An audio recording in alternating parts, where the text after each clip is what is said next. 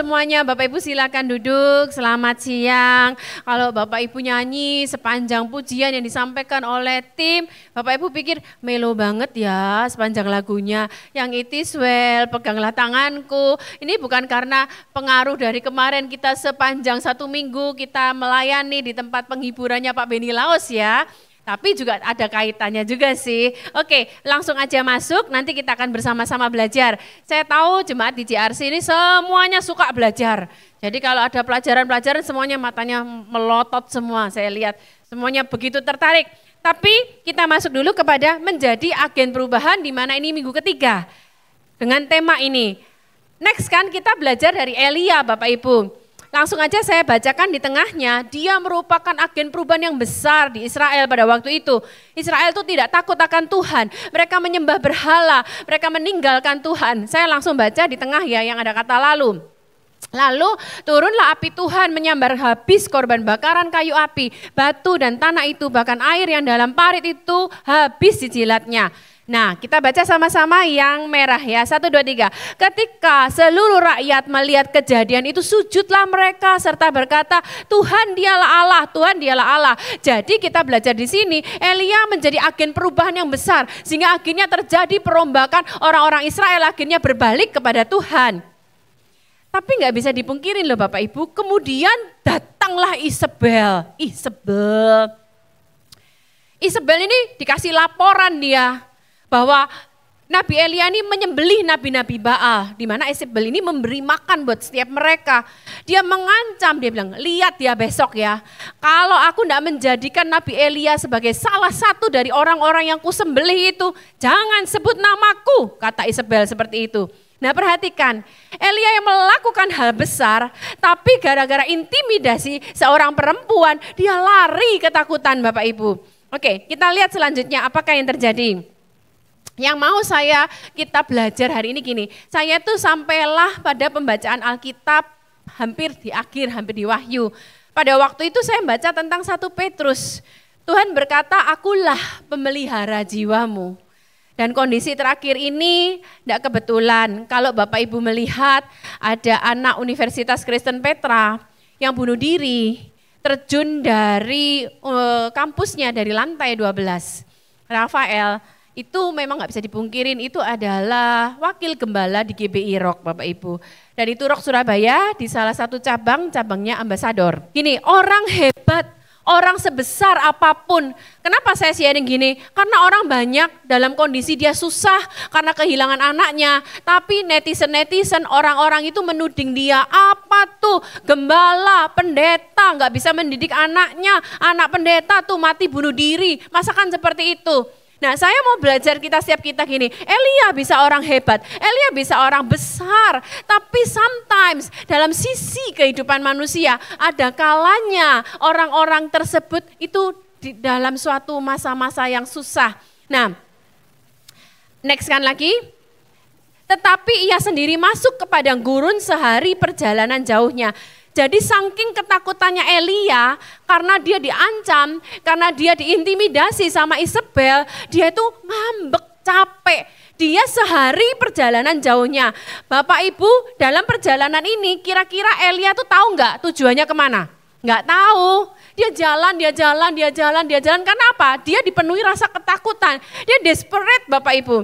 Terus dia bilang gini, cukup Tuhan, cukup aku capek. Saya bahasakan ini yang saya put merah ya. Sekarang Tuhan, aku mau mati aja. Orang itu kalau dalam kondisi desperate, dalam kondisi dia depresi, pola pikirnya apa? Mati aja. Jadi kalau bicara bunuh diri, seharusnya itu bukan hanya zaman now, zaman dulu aja. Ketika ngalami desperate, Elia bilang aku mati aja. Makanya di sini juga ada kebetulan ada beberapa anak milenial. Bunuh diri itu bukan satu-satunya bukan cara yang baik. Itu tidak menyelesaikan masalah. Saya bicara ini karena bagi orang zaman now, bunuh diri itu sudah easy way, langsung menyelesaikan masalah. No Bapak Ibu. Jadi ini di titik juga Elia, dia berpikir dalam kondisi depresinya, aku mati aja. Nah, yang kita perlu belajar siang hari ini adalah gini loh, bagaimana sih respon Tuhan ketika kita ini orang yang rohani, orang yang hebat. Tapi satu sisi kita bisa ngalami di titik yang kita low Bapak Ibu. Nah kita baca selanjutnya, sesudah itu ia berbaring dan tidur di bawah pohon ara. Next selanjutnya, apakah Tuhan marah? Kamu ya sudah ngerti firman Tuhan, sudah berkhotbah, tapi kenyataannya kamu malah ngambek sama aku. Tuhan tidak berbuat seperti itu. Saya bayangkan Tuhan mengirim malaikatnya, Tuhan bilang gini sama Elia, bangun Elia. Karena apa? Syutingnya bisa ya. Malaikat nyiapin roti bakar sama air kendi. Yang pernah minum air kendi siapa? Apa rasanya Bu Lydia air kendi? Adem, padahal nggak di kulkas. Selain adem apa? Seger. Selain seger apa? Harum bukan? Baunya beda. Nah, malaikat itu menyediakan makanan itu. Jadi perhatikan Bapak Ibu, ketika kita sometimes dalam kehidupan kita di posisi kita low, Tuhan tidak menghakimi kita kok, Tuhan tidak judge kita kok, tapi Tuhan bangun. Kan tadi Pak Arifin suara gebalanya, kamu breaker atau broken ya. Nah kita tapi lihat selanjutnya, next kan lagi. Nah ini dia, nah sebelumnya tadi belum saya baca Santo. Tetapi malaikat Tuhan datang untuk kedua kalinya, jadi dia melek, dia makan, tapi karena masih ngambek, dia tidur lagi. Datang pula malaikat yang kedua kalinya, malaikat tepuk dia lagi, bangun Elia, makan. Elia bangun lagi, Elia makan lagi. Nah perhatikan Bapak Ibu ayat ini ya, kita mau belajar sama-sama. Kenapa sih Elia ngambek? Jawabannya apa? Tadi saya bilang Isabel mengancam apa? Membunuh dia. Kenapa sih Elia ngambek? Karena dia takut akan dibunuh. Tapi perhatikan jawaban malaikat Tuhan di sini.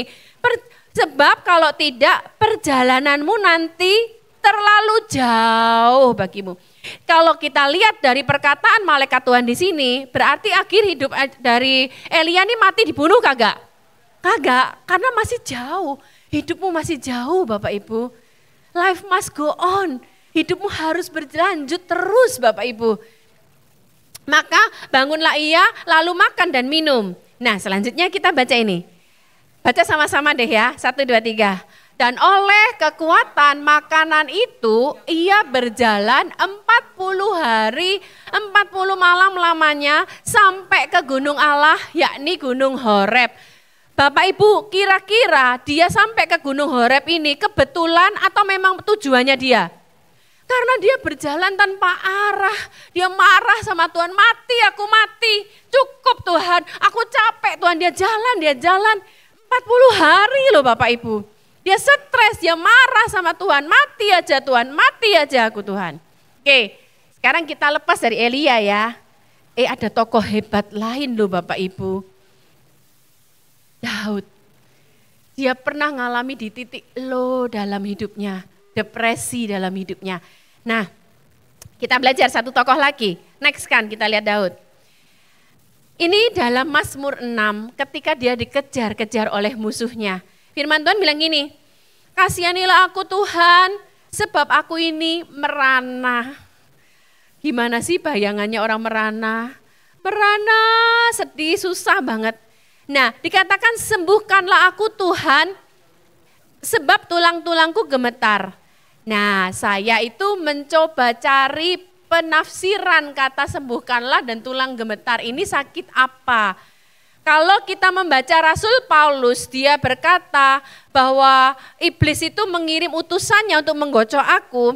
Penafsir bisa menafsirkan bahwa kemungkinan itu kanker, kemungkinan itu juga ayan. Tapi ketika saya mencari referensi ayat ini, saya tidak menemukan sakit fisik apapun di tempat ini. Nah jadi bisa jadi dia jiwa, karena sepanjang ayat ini bicara tentang jiwanya. Dikatakan jiwaku pun sangat terkejut. Orang tuh kalau jiwanya terkejut itu gimana sih? Dia kaget-kaget, dia susah mendengar ancaman. Dan bahasa King James Version-nya bukan terkejut tapi capek. Tetapi engkau Tuhan berapa lama lagi? Sometimes orang itu kalau sementara masih bisa, tapi kalau terus berkelanjutan orang tuh ada titik capek loh. Kemarin enggak kebetulan saya tuh ditelepon oleh seseorang dari Sumatera lah. Dia ini sepasang suami istri, di mana punya anak 2, kemudian anak pertamanya kondisinya baik, normal, karena kondisi ekonomi susah, papahnya sama anak pertama ini pergi ke pedalaman ke Sumatera untuk cari duit. Sedangkan anak yang kedua ternyata cacat Bapak Ibu, jadi kakinya kecil, sehingga harus dilakukan terapi supaya bisa jalan. Jadi mamahnya dan adiknya yang kecil itu di kota untuk bisa menterapi. Saya tanya gini, sampai kapan kamu harus pisah seperti ini sama suamimu? Kamu pelajari terapinya, kamu bisa lakukan itu kepada anakmu, kamu pulanglah sama suamimu supaya kamu tidak berpisah lama-lama. Dia bilang gini, saya sendiri tidak tahu Bu sampai kapan saya harus ngalami hal seperti ini. Saya juga capek Bu, kondisi ekonomi tidak baik-baik saja. Jadi dalam hidup kita sometimes kalau sementara masih oke, tapi kalau itu berkepanjangan kita sering tanya, berapa lama Tuhan, sampai kapan gitu kan. Terus katakan lagi, kembalilah pula Tuhan, luputkanlah jiwaku. Karena di sini semua bicara jiwa, jadi saya memungkinkan sembuhkanlah itu bicara jiwanya. Nextkan lagi, kita akan belajar. Lesu aku mengeluh, bahasanya saya cari di Ibraninya ya, tapi tidak usah berbahasa Ibrani lah, pusing juga kita juga kagak ngerti lah ya. Letih karena rintihanku, setiap malam aku menggenangi tempat tidurku dengan air mataku. Aku membanjiri ranjangku. Nah, saya kan penasaran, apa sih bahasa mengidap itu? Mataku mengidap karena sakit hati. Nah, kalau saya cari dari Ibraninya, Bapak Ibu tahu kalau orang nangis bombay sampai matanya bengkak, itu namanya mengidap Bapak Ibu. Jadi dikatakan matanya itu sampai bengkak karena kesedihan, rabun karena semua lawanku. Ya, zamannya Daud memang lawan secara fisik. Zaman kita mungkin kita bisa bicara penyakit atau ancaman-ancaman. Zaman sekarang, zaman now, haters, bullying. Data-data membuktikan Bapak Ibu bahwa bullying itu menyebabkan orang itu bunuh diri, masuk rumah sakit jiwa. Saya cari data-data, anak zaman now begitu mudahnya mereka depresi dan ambil keputusan untuk bunuh diri. Bullying juga salah satu penyebabnya. Dia bilang, Tuhan telah mendengar permohonanku, Tuhan menerima doaku. Semua musuhku dapat malu dan terkejut, mereka mundur dan malu dalam sekejap mata. Pertanyaan saya, apakah kan tadi Daud tanya sampai kapan Tuhan, sampai kapan? Tapi di akhir tulisannya di ayat yang sama, di pasal yang sama dia bilang sudah dapat jawaban Tuhan. Padahal dia baru bilang sampai kapan. Pertanyaan saya, apakah dia sudah dapat? Belum. Tapi dia perintahkan jiwanya berkata, terima kasih Tuhan atas pertolonganmu. Next kan lagi kita akan belajar. Nah, ini yang saya dapatkan Bapak Ibu dalam 1 Petrus ini. Sebab dahulu kamu sesat seperti domba. Saya dapat ayat ini, gak lama saya dengar berita kabar seperti itu. Nanti kita dengar cuplikannya. Mungkin Bapak Ibu semua pernah lihat. Masuk di YouTube kok, gimana orang tua dari Rafael yang bunuh diri ini akhirnya bikin statement, hai anak muda, kalau kamu ada masalah di tempat sekolahmu, dimanapun juga, jangan kamu diem aja, kami ini orang tuamu, kami terbuka datang pada kami ini orang tuamu, menerima keberadaanmu apa adanya. Di sini anak-anak milenial yang datang, saya percaya tidak ada kebetulan, kalau kalian ada masalah, kalian ada orang tua, ada teman. Nanti kita akan belajar ya. Kita baca bersama-sama. Sebab dahulu kamu sesat seperti domba, baca yang merah yang keras, tetapi sekarang kamu telah kembali kepada gembala dan pemelihara jiwamu. Bilang yuk sama-sama, pemelihara jiwa. Pemelihara jiwa. Kalau kita baik-baik saja, kita enak bilang gini, tapi ketika kita dengar suatu masalah, tidak mudah Bapak Ibu ngomong dia pemelihara jiwa. Lanjut lagi dulu, kita belajar dulu Bapak Ibu. Nah kalau kita bicara perasaan, boleh nggak sih kita itu orang Kristen depresi? Yang menciptakan perasaan kita itu Tuhan Bapak Ibu. Dan kita lihat bagaimana respon Tuhan kepada Elia ketika Elia depresi. Tapi kita nanti belajar selanjutnya ya. Tapi Tuhan tuh mengasihi kita waktu Bapak Ibu. Untuk kamu berdamai dengan keadaanmu sejenak. Yesus juga pernah takut kok ketika dia mau ditangkap. Dia marah kok ketika bait suci dipakai untuk berdagang. Dia sedih kok ketika Lazarus meninggal. Dia terkhianati. Kok tahu Bu Nancy? Dia merasa terhianati dan dia tercuat dari kata-katanya. Dia bilang gini, anak manusia memang harus diserahkan. Tapi celakalah orang yang menyerahkannya itu. Dia terhianati Bapak Ibu dengan kata-kata ini loh. Oke, next kan lagi. Sekarang bagaimana cara Tuhan memelihara jiwa kita? Nah lanjut. Semuanya setiap kita ya, firman Tuhan tuh janji, firman Tuhan tuh harapan, firman tuh menguatkan setiap kita. Waktu Pak Roni COVID, saya seorang diri, saya cuma terus ucapkan janji, saya perkatakan janji firman Tuhan Bapak Ibu. Yuk kita baca sama-sama ayat ini, 1, 2, 3. Sebab firman Allah hidup, lebih kuat dan lebih tajam daripada pedang bermata dua manapun. Nah, kita lihat ya, firman Tuhan itu sanggup membedakan pertimbangan dan pikiran hati.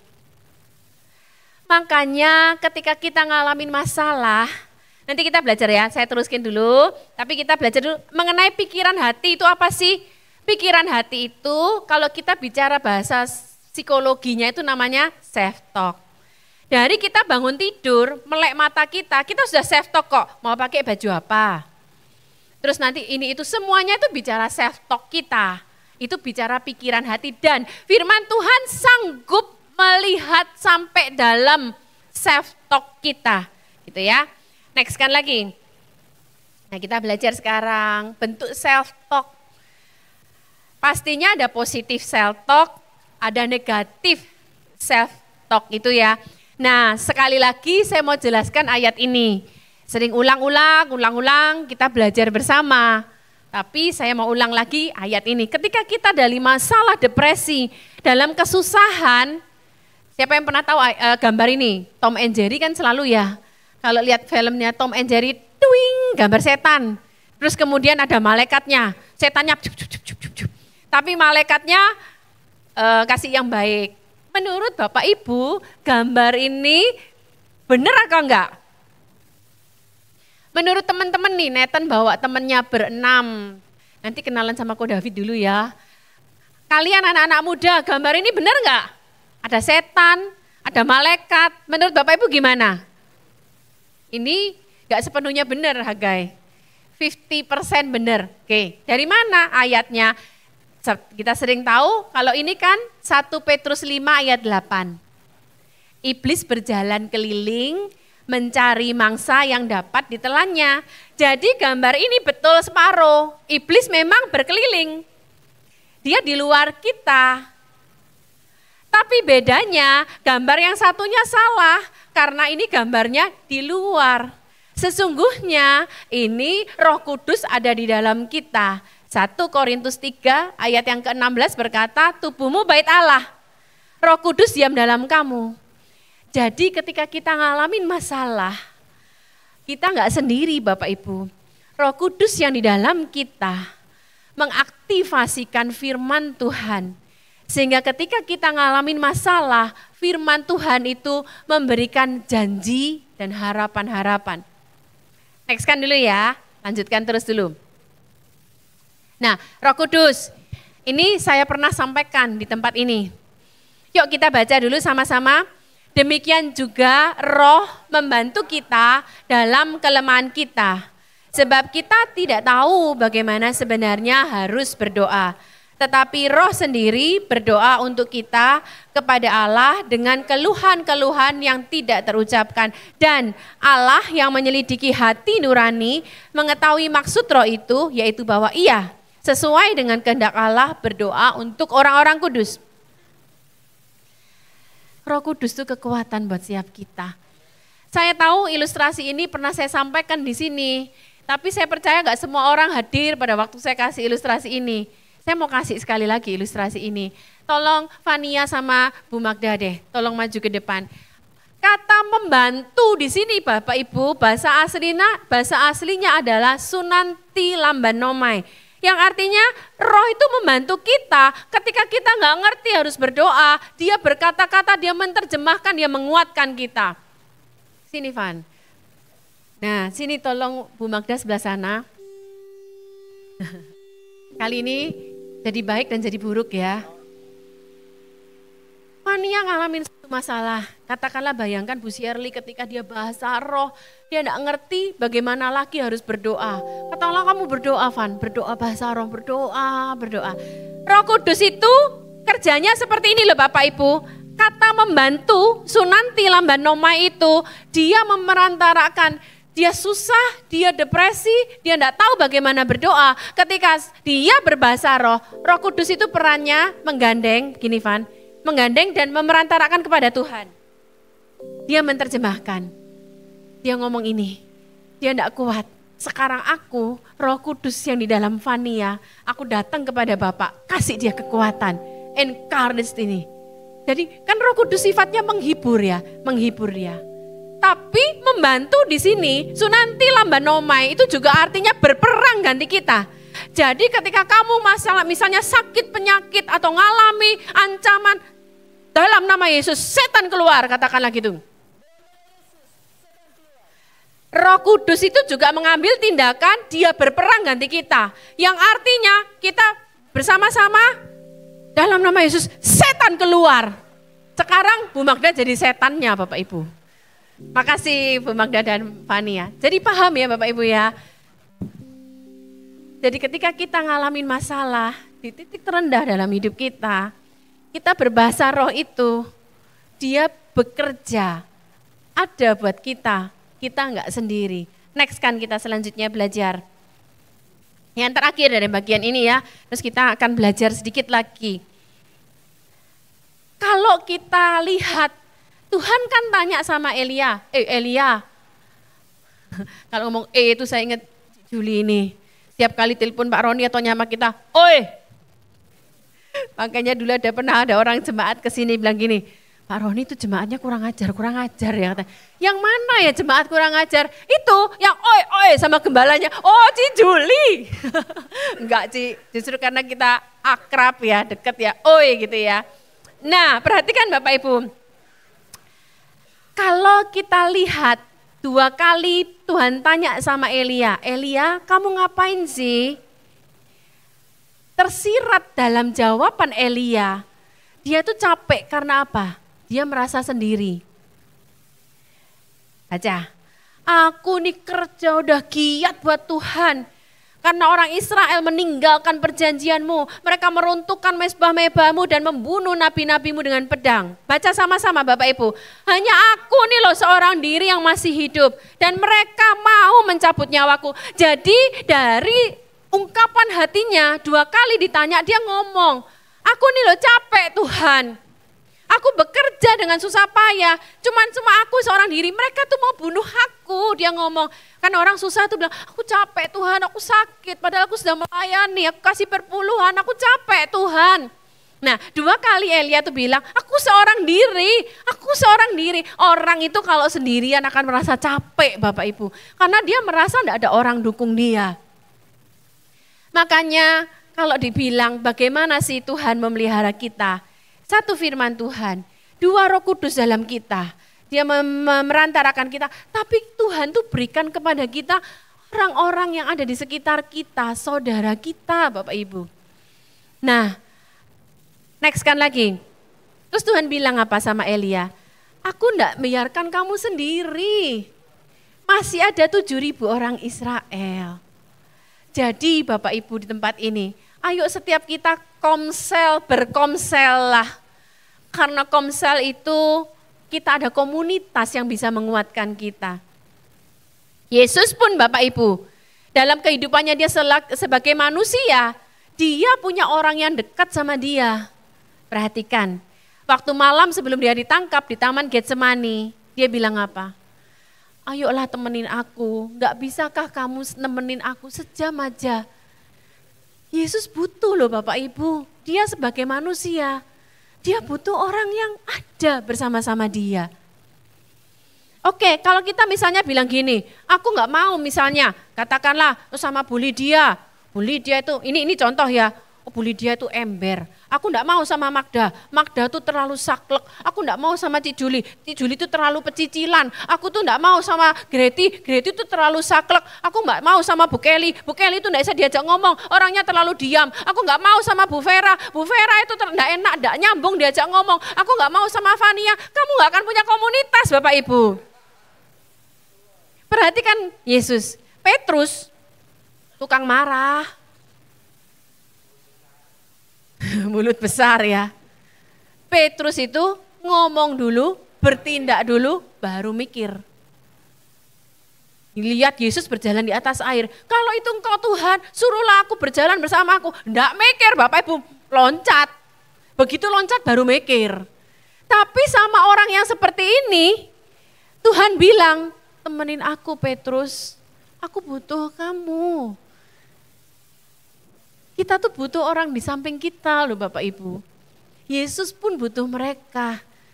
Jadi katakan kiri kananmu, aku butuh kamu. Terus kita katakan juga sama mereka, aku ada buat kamu. Aku ada buat kamu. Bu Liana, aku ada buat kamu. Bu Lydia, saya ada buat ibu. Bu Tasya, Bu Linda, Bu Diana, Ajeng, semuanya, Bu Vina, Bu Fatma, Jenny. Kita semua saling butuh. Saya enggak bisa bilang kamu ember, kamu pecicilan, kamu ini itu. Kita saling membutuhkan. Makanya Bu Shirley itu ketika dia dalam kondisi enggak bisa pikir, ada orang yang telepon dia. Kuat langsung Bapak Ibu. Oke ya, next kan lagi. Kita akan belajar. Bagian kita apa sih yang harus kita lakukan? Oke. Tadi kan breaker, not broken toh. Oke, Tuhan kasih space buat kita. Untuk kita mungkin butuh waktu. Tapi Tuhan juga enggak mau kita berlama-lama di situ. Karena kalau depresi kamu biarkan terus berkelanjutan, iblis ambil alih. Bunuh diri itu yang tadi terjadi. Oke, Elia bilang aku bunuh diri aja, aku mati aja. Oke, Tuhan kasih roti, kasih air dalam kendi. Dibiarin jalan 40 hari, tapi enggak bisa kamu berlama-lama Bapak Ibu. Iya, firman Tuhan kepada Elia apa Bapak Ibu? Pergilah, kembalilah ke jalanmu. Setelah 40 hari dia ngambek, oke, tapi Tuhan bilang sama Elia, stop Elia, bangkit sekarang, pergilah, kembalilah ke jalanmu. Jangan berlama-lama Bapak Ibu. Next kan kita akan belajar lagi. Nah, waktu kemarin saya itu menyiapkan tesis saya, itu kan judulnya coping, bicara tentang coping itu gimana sih, gimana kita itu ketika ada masalah, kita cara berpikir yang benar sehingga menghasilkan perasaan, menghasilkan respon. Ini saya dapat dari bukunya David D. Burns ya. Nah, dunia itu memberikan kita event, series of event itu positif, netral, negatif. Thoughts, you interpret the events with a series of thoughts that continually flow through your mind. This is called your internal dialogue. Internal dialogue ini tadi yang dibilang self-talk tadi. Kamu bisa aja tiba-tiba ngalamin berita. Sebentar ya Bu Magda, hold dulu. Kami itu sekitar barulah 2 minggu yang lalu. Setiap orang kan punya masalahnya sendiri-sendiri Bapak Ibu. Anak saya yang paling kecil Tevi itu bisa dibilang baik-baik saja. Aman-aman, adem-adem aja. Sekitar dia enggak sampai 2 minggu yang lalu baru kok Bapak Ibu Tirsa bilang, Papa Mama tahu enggak berita tentang Tevi?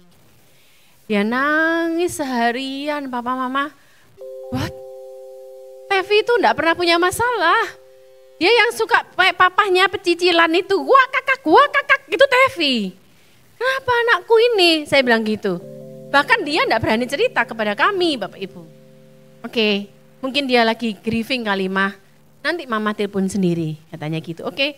Setelah itu kita telepon Tevi, dia udah cooling down. Saya telepon Tevi, dia udah mulai tenang. Tapi matanya masih sembep ya. Papa Mama berdoa aja buat aku. Dia bilang seperti itu. Jadi event jelek toh datang kepada saya toh sama Pak Roni, berita yang kurang bagus. Tapi di pikiran, tolong Bu Magda terjemahkan yang tadi sudah dibaca itu.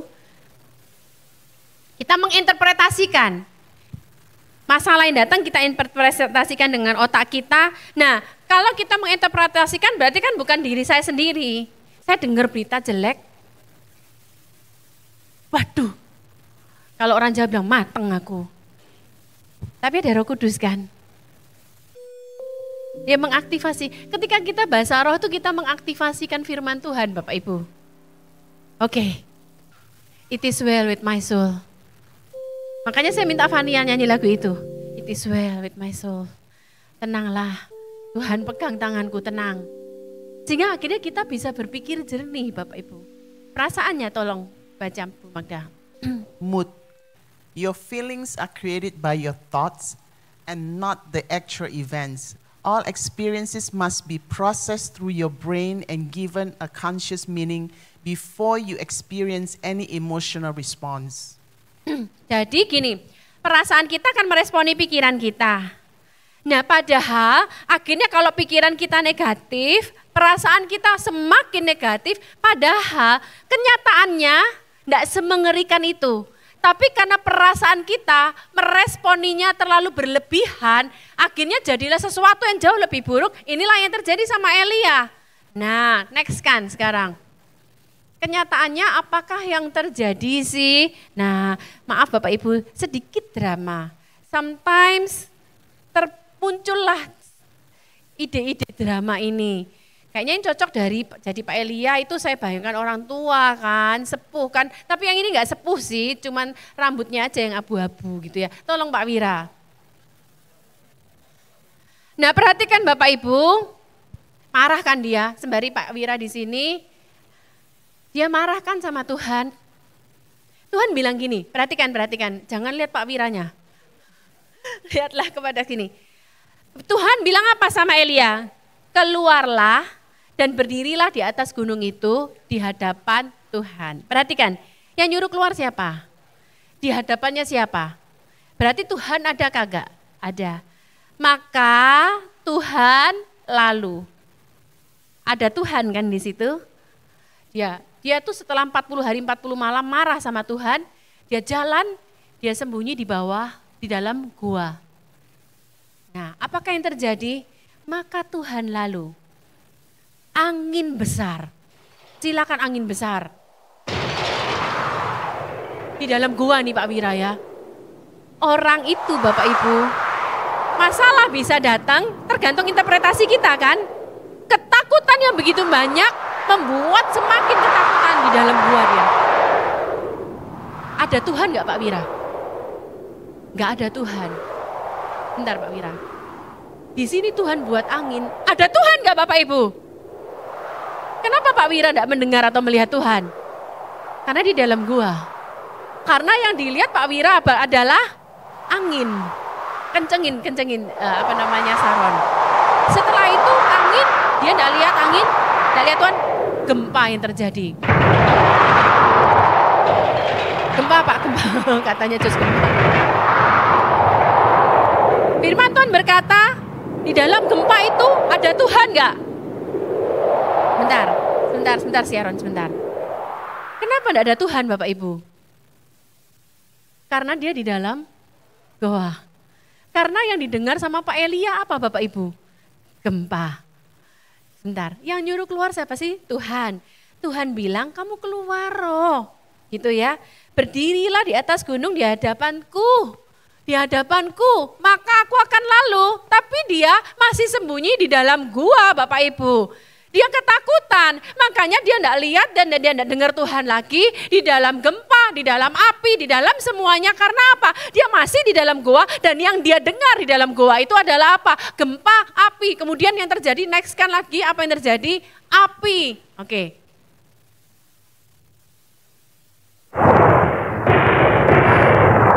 Api. Semakin dia enggak berani keluar. Ini nyata loh Bapak Ibu ya. Pada waktu itu benar-benar angin, benar-benar gempa, dan benar-benar api. Semakin tidak keluar. Oke. Yuk kita baca selanjutnya yuk. 1, 2, 3. Dan sesudah api itu, datanglah bunyi angin sepoi-sepoi basah. Tuhan kasih angin sepoi-sepoi.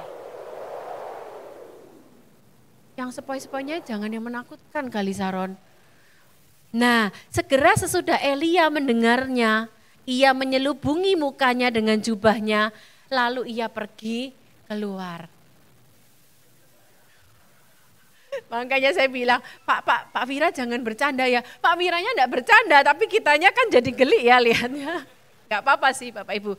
Nah, pada waktu segera sesudah Elia mendengarnya, ia menyelubungi mukanya dengan jubahnya. Sama-sama Bapak Ibu ya. Lalu, ayo Pak Vira, ia pergi keluar dan berdiri di pintu gua itu. Maka datanglah suara itu kepadanya yang berbunyi. Sekarang Pak Elia dengar suaranya enggak Bapak Ibu? Kenapa Pak Elia dengar suaranya?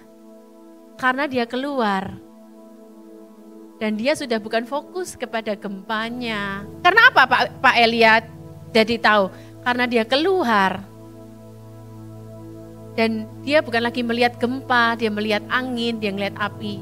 Dia melihat Tuhan Bapak Ibu. Dan sekali lagi Tuhan bicara. Ngapain kamu Elia? Dia sekali lagi protes. Disitulah Tuhan bilang sama Pak Elia, bangkitlah. Kembalilah ke jalanmu. Makasih Pak Elia, Tuhan berkati Pak. Bangkit ya Pak ya. Kembalilah ke jalanmu Pak. Oke. Awas Isabel Pak. Kalau Bu Diana bukan Isabel Jos. Next kan lagi.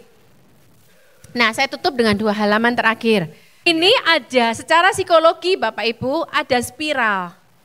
Kalau kita nurutin spiral emosi kita, maka kita akan terus down, deep down, terus down.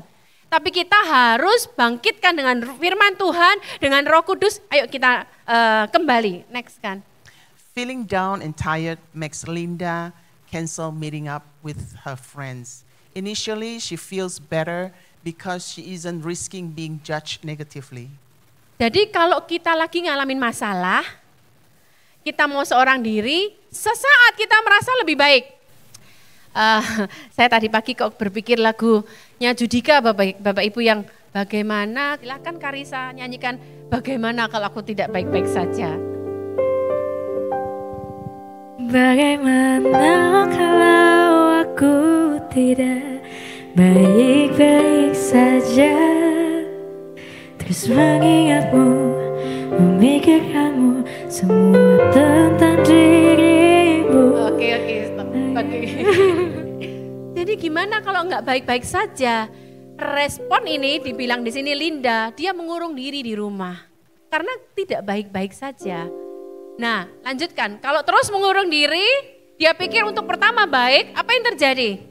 Over time, seeing less of her friends means Linda is increasingly isolated and more convinced of her negative beliefs.